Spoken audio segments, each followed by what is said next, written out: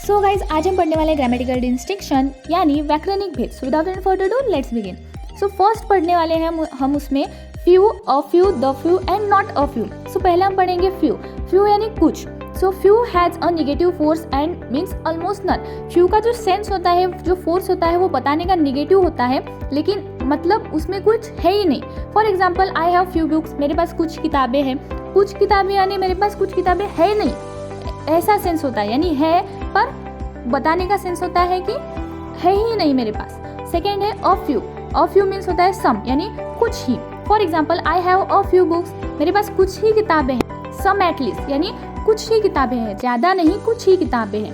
Third है the few has double meaning. The few जो है उसके टू मीनिंग्स होते हैं, one negative and other one is the positive. For example, I read the few books I had.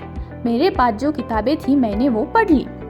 मतलब first उसका negative sense देखते हैं, that is the books I had were not many, यानी मेरे पास जो किताबें हैं वो ज़्यादा नहीं है। और सेकेंड पॉजिटिव सेंस है I read all the books I had, यानी मेरे पास जो किताबें थी मैंने पढ़ ली, यानी मेरे पास किताबें हैं, जितनी थी मैंने पढ़ ली, पर मेरे पास ज़्यादा किताबें नहीं हैं। फोर्थ है नॉट अ फ्यू।